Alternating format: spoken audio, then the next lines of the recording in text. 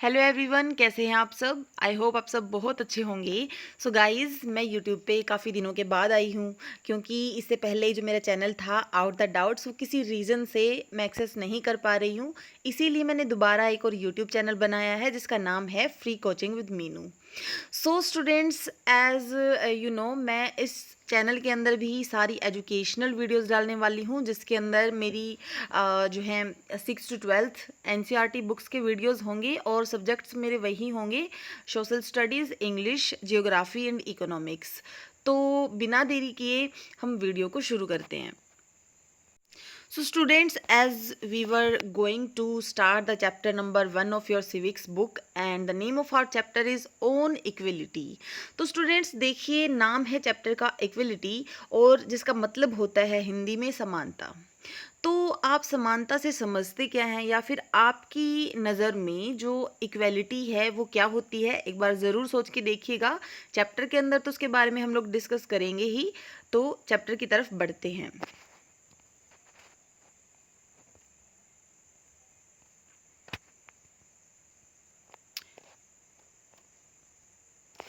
So India is a democracy. तो देखिए, सबसे पहले यहाँ पे बात आई है हमारे भारत की, कि हमारा जो भारत है वो क्या है, वो एक डेमोक्रेसी है। अब ये डेमोक्रेसी का मतलब क्या होता है, अगर आपको नहीं पता तो मैं आपको बता देती हूँ। डेमोक्रेसी एक इस तरह का सिस्टम होता है जिसके अंदर जो लोग हैं, जो जनता हैं, वो अपनी सरकार खुद चुनते हैं।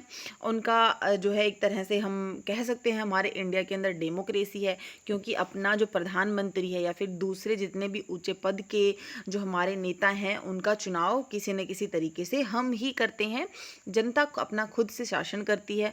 और भी बहुत सारी जो है फीचर्स होते हैं डेमोक्रेसी के, लेकिन मेनली हम कह सकते हैं जहाँ पे जनता की सरकार है वो डेमोक्रेसी है। तो हमारा भारत एक डेमोक्रेटिक कंट्री है।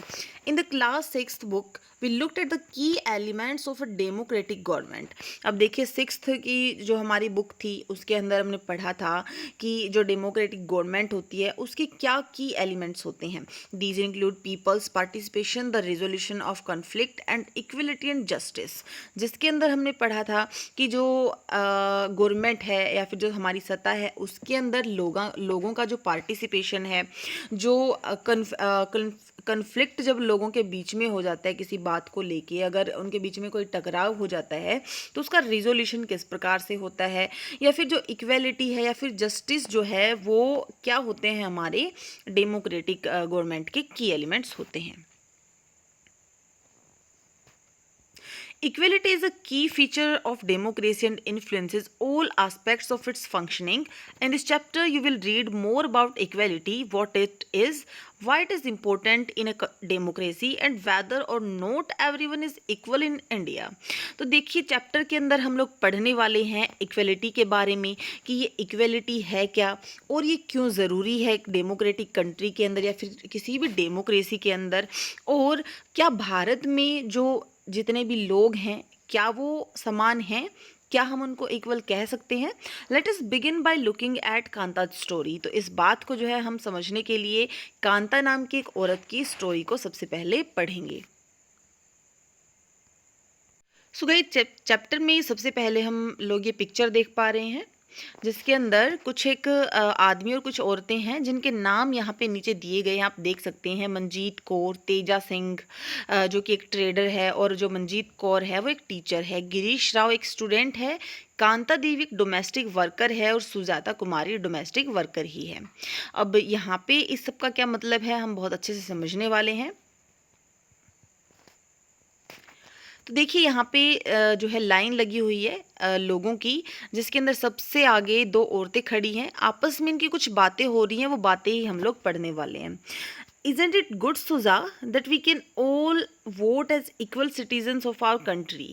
तो सुजा, क्या ये अच्छी बात नहीं है कि हमारे देश के अंदर हम सभी इक्वली वोट दे सकते हैं। इवन जैन साहब is standing in the line with us. यहाँ तक कि जैन साहब भी लाइन में हमारे पीछे ही खड़े हैं या फिर हमारे साथ ही खड़े हैं। तो यहाँ पे जो दूसरी औरत है वो कहती है, हाँ, go on Kanta, it is your turn now. पीछे वाली जो औरत है वो अगली से कहती है कि कांता जाओ, अब तुम्हारा नंबर या फिर तुम्हारी टर्न आ गई है। I will vote for the candidate who has promised to bring pipe water to our area. अब ये जो कांता है ये अंदर जाने के बाद अपने मन में सोचती है कि मैं उस कैंडिडेट को जो है वोट डालूंगी जिसने हमारे एरिया के अंदर वाटर पाइप लगवाने का वादा किया है या फिर वाटर पाइप लाने का वादा किया है। नेक्स्ट जो है चैप्टर में हम फिर से एक जो है पिक्चर देख पा रहे हैं जिसके अंदर हम देख रहे हैं कि लाइन के अंदर एक अब्दुल रहमान है जो कि एक आर्टिजन है और यहाँ पे शबनम बानो है जो कि एक हाउस वाइफ है। उसके बाद ग्रेसी जो है लैंग हैं जो कि एक कंसल्टेंट हैं।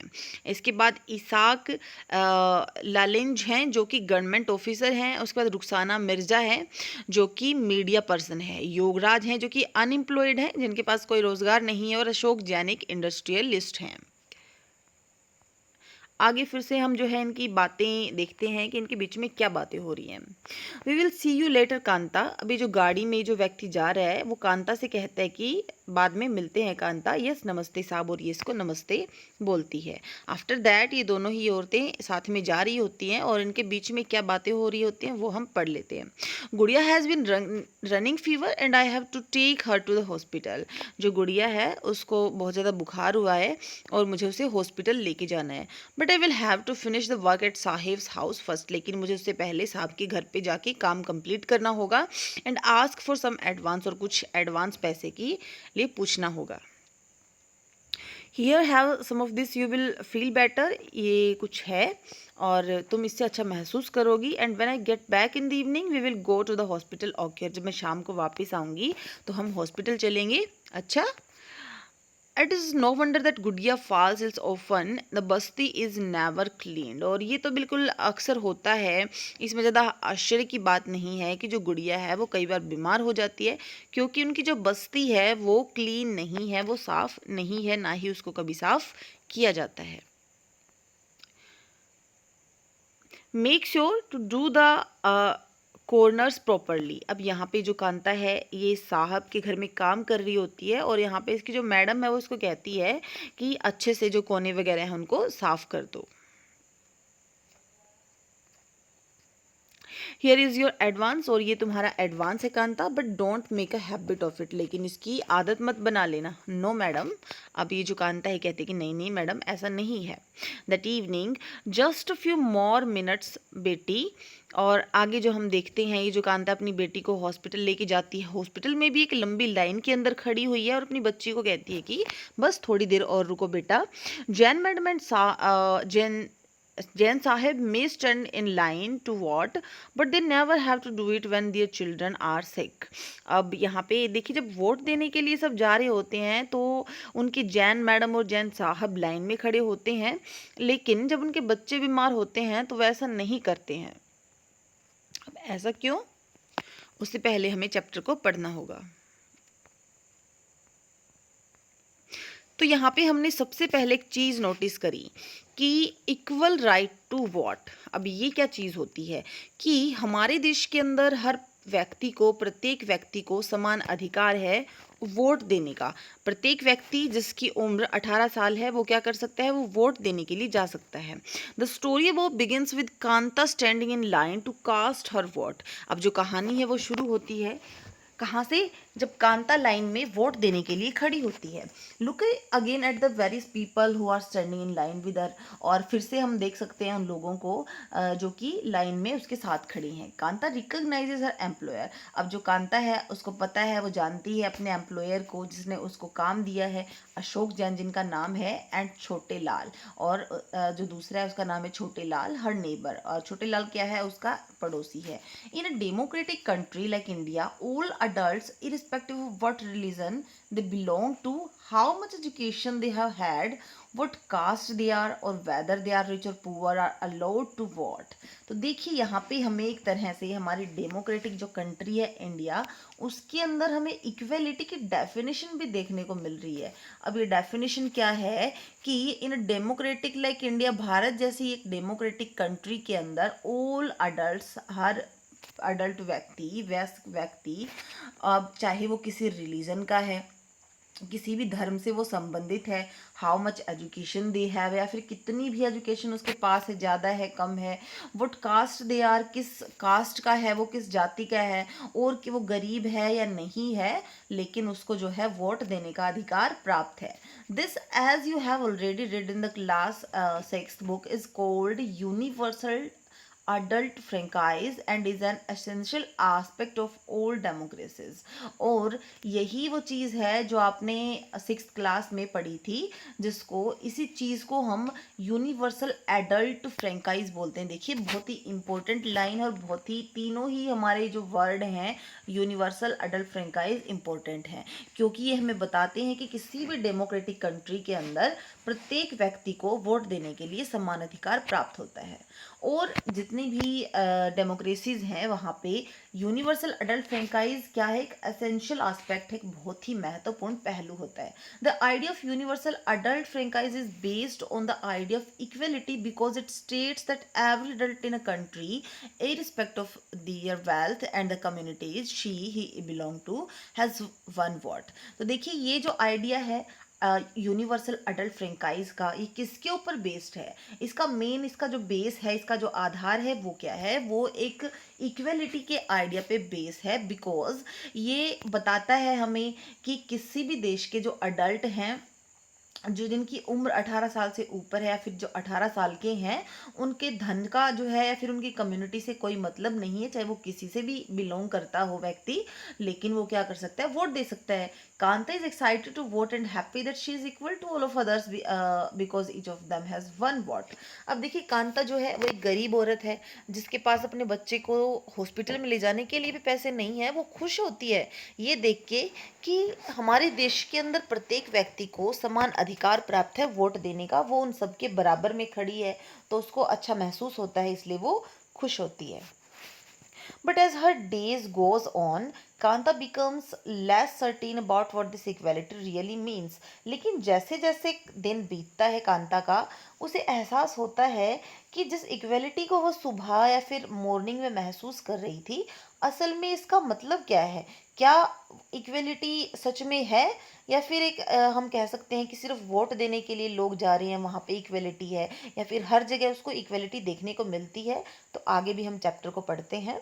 What is it that makes Kanta you unsure. तो ऐसी कौन सी बात हो गई, ऐसी कौन सी चीज हुई जिससे कांता अनश्योर हो गई कि देश के अंदर इक्वलिटी नहीं है. Let us take a look at a day in her life. तो उसकी जिंदगी के एक दिन के बारे में हम जो है जानते हैं. She lives in a slum and has a drain behind her house. Her daughter is sick, but she cannot take the day off from work because she needs to borrow money from her employers to take her child to the doctor. देखिए अब जो कांता है वो एक slum में रहती है, गंदी सी बस्ती के अंदर रहती है, और उसके घर के पीछे एक गंदा नाला है. अब उसकी जो बेटी है वो बीमार है, लेकिन कांता उसको नहीं लेके जा सकती है हॉस्पिटल, क्योंकि उसे क्या करना है, काम करने जाना है, और जो है वहाँ से पैसा उधार लेना है अपने एम्प्लॉयर से, अपने बच्चे को डॉक्टर को दिखाने के लिए. Her job as a domestic help tries her out and finally she ends her day by again standing in a long line. अब जो है पूरा दिन जो है डोमेस्टिक हेल्पर के रूप में काम करते करते वो थक जाती है, और लेकिन फिर बाद में अंत में जो है लास्ट में वो फिर से एक लाइन के अंदर खड़ी हो जाती है. कहाँ पे, जब वो डॉक्टर के पास जाती है, फिर हॉस्पिटल में जाती है, तो एक लंबी लाइन में फिर से उसको खड़े होना पड़ता है. This line in front of the government hospital. अब ये जो लाइन थी ये कहाँ थी, गवर्नमेंट हॉस्पिटल के सामने. Is unlike the one in the morning because of the people standing in it are poor. ये जो लाइन है ये बिल्कुल भी मॉर्निंग में जो लाइन बनी थी वोट देने के लिए उसकी तरह नहीं है, क्योंकि इस लाइन के अंदर सिर्फ गरीब लोग उसे देखने को मिल रहे हैं. Do you know, do you think Kanta has enough reason to doubt whether she really is equal. तो क्या आप सोचते हैं कांता के पास जो है जो रीज़न है इक्वल ना होने का, वो काफ़ी है. List 3 reasons from the story about that my make her feel like this. तो स्टोरी से कोई भी 3 रीज़न आप ले लीजिए और बताइए कि कांता के पास ऐसे कौन से रीज़न हो सकते हैं जिससे हमें पता चलता है कि इक्वेलिटी देखने को नहीं मिलती. Now we will talk about other kinds of equality, हमारी जो इक्वलिटी है उसके जो दूसरे काइंड्स हैं, उसके जो दूसरे प्रकार हैं, उसके बारे में हम लोग पढ़ेंगे. Kanta is one of many people who live in democratic India and who have the right to vote but whose daily living and working conditions are far from equal. अब कांता जैसे बहुत सारे देश हमारे डेमोक्रेटिक इंडिया के अंदर देखने को मिलेंगे जिन्हें वोट देने का तो इक्वल अधिकार प्राप्त है, लेकिन अगर उनकी डेली लिविंग और उनकी जो वर्किंग कंडीशन है उनको देखें तो इक्वलिटी का नामो निशान उनकी ज़िंदगी में देखने को नहीं मिलता. Apart from being poor, people in India experience in equality in different ways. हमारे भारत के अंदर जो लोग हैं वो एक्सपीरियंस करते हैं हर तरीके से, अलग अलग तरीके से इन इक्वलिटी को. जगह जगह उन्हें असमानता देखने को मिलती है. Let us see what this means by reading the two stories given below. Each of these is based on real incident in people lives and reflects the different kinds of inequality that exist in India. तो नीचे दो story के बारे में हम पढ़ेंगे जिसमें वो जो स्टोरीज हैं वो रियल हैं और वो हमें बताएंगी, ये जो इंसिडेंट्स इसके अंदर हमें देखने को मिलेंगी वो हमें बताएंगी कि जो इनइक्वलिटी है वो कहाँ कहाँ भारत में देखने को मिलती है. One of the more common forms of inequality in India is the caste system.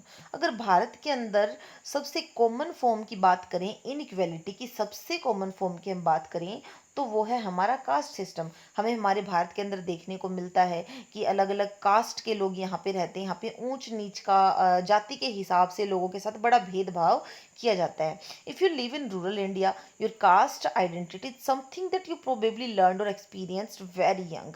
अब अगर आप रूरल इंडिया में रहते हैं, अगर आप भारत में गांव में रहते हैं तो आप नोटिस करेंगे कि ये जो कास्ट है वो एक तरह से आप जब से छोटे हैं तब से आप महसूस कर पा रहे हैं कि कास्ट के बेसिस पे आपको आइडेंटिफाई किया जाता है कि आप किस कास्ट के हो. उसके अकॉर्डिंग आपको जो है आइडेंटिफाई किया जाता है, आपको पहचाना जाता है. If you live in urban India, some of you might think that people no longer believe in caste. हाँ, अगर आप शहरी इलाके में जाते हैं, अर्बन इंडिया में जाते हैं तो हो सकता है आप वहाँ पे लोग जो हैं ज़्यादा बिलीव ना करते हों कास्ट के ऊपर.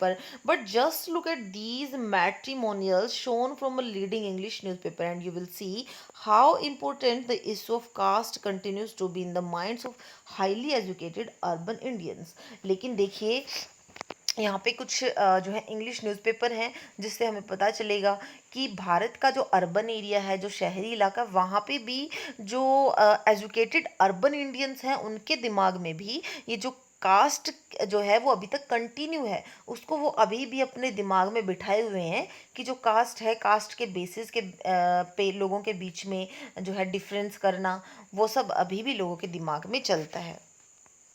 तो आप यहाँ पे जो है एक दो इंग्लिश न्यूज़पेपर दिए गए हैं, उसके बारे में आप लोग पढ़ सकते हैं.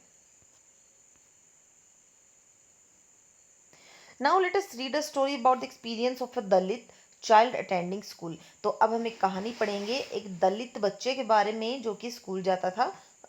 उसकी लाइफ में क्या होता है. You have already read about Dalit in class six book. अब जो सिक्स की क्लास की बुक आपने पढ़ी थी उसमें आपने ज़रूर ही दलित के बारे में पढ़ा होगा. Dalit is a term that so called lower caste use to address themselves. जो दलित है वो एक ऐसी टर्म है जो कि लोअर कास्ट के लोगों के लिए यूज़ की जाती है उनको एड्रेस करने के लिए. मतलब एक तरह से जो दलित है उसका मतलब ही ये होता है कि लोअर कास्ट के जो लोग हैं वो दलित हैं.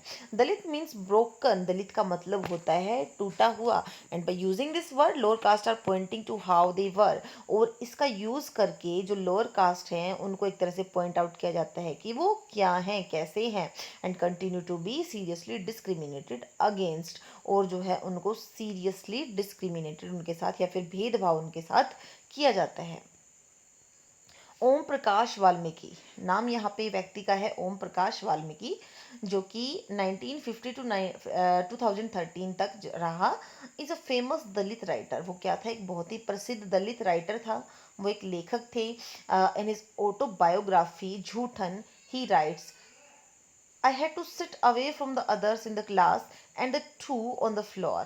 अब देखिए वो बताता है कि जब वो स्कूल जाता था तो उस टाइम उसकी क्लास के अंदर उसको जो है दूसरों से अलग बिठाया जाता था, और या फिर उसको फ्लोर के ऊपर, फर्श के ऊपर बैठना होता था। The mat ran out before reaching the support I sat on. अब जहाँ पे उसको बैठना होता था वहाँ से मैट भी ख़त्म हो चुकी होती थी। Sometimes I would have to sit way behind everybody right near the door, और कई बार तो उसको सबसे पीछे कमरे के अंदर और दरवाजे के पास बैठना पड़ता था। Sometimes they would beat me without any reason, कई बार वो मुझे बिना ही कारण से पीट देते थे। ये जो राइटर हैं इन्होंने अपनी ऑटोबायोग्राफी झूठन में ये सब बताया है और ये सब एक्सप्लेन किया है। When he was in class 6 the headmaster asked Om Prakash to sweep the school and the playground. और जब वो 6th क्लास में था तो जो हेडमास्टर थे स्कूल के, उन्होंने ओम प्रकाश को कहा कि वो स्कूल को और प्लेग्राउंड को साफ करे। He writes the play he writes, वो लिखते हैं, the playground was very way larger than my small physique could handle, and in cleaning it my back began to ache. अब जो हमारे ओम प्रकाश राइटर हैं वो बताते हैं कि किस तरह से जो प्लेग्राउंड है वो बहुत ज़्यादा बड़ा होने के कारण, क्योंकि उसका जो साइज़ है वो बहुत छोटा है, वो उसको क्लीन करने के लिए बहुत ज़्यादा लंबा चौड़ा हो गया और उसकी कमर में दर्द हो गया। My face was covered with dust, उसका जो चेहरा है वो डस्ट से जो है एकदम ढक गया। Dust had gone inside my mouth, और जो डस्ट है वो मेरे मुंह के अंदर चली गई। The other children in my class were staying and I was sweeping. दूसरे जो बच्चे थे मेरी क्लास के वो पढ़ रहे थे और मैं क्या कर रहा था, मैं झाड़ू लगा रहा था। Head master was sitting in his room and watching me. Headmaster अपने रूम में बैठ के मुझे देख रहा था। I was not even allowed to get a drink of water, मुझे यहाँ तक कि पानी पीने की भी इजाज़त नहीं थी। आई स्वेप्ट द वोल डे, मैं पूरा दिन झाड़ू लगाता रहा। From the doors and the Windows of the school rooms, और स्कूल की जो विंडोज़ थी, जो डोर्स थी, उन पे। The eyes of the teachers and the boys सा दिस स्पेक्टेकल। अब देखिए यहाँ पे जो टीचर्स थे, जो बॉयज़ थे जो कि मुझे देख रहे थे, Om Prakash was made to sweep the school and the playground for the next couple of days, and this only came to an end when his father who happened to be passing by saw his son sweeping। अब ये चीज़ लगातार होने वाली थी जब तक कि उसके पिताजी, यहाँ पे ओम प्रकाश जो हैं उनके पिताजी उसको झाड़ू लगाता हुआ नहीं देखते।